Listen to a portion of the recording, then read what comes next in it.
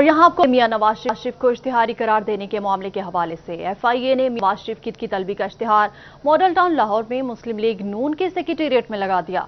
आला अदलिया की जानिब से एफआईए को सजा याफ्ता मुलजिम को वापस लाने के लिए इक़दाम करने की हिदायत जारी की गई थी।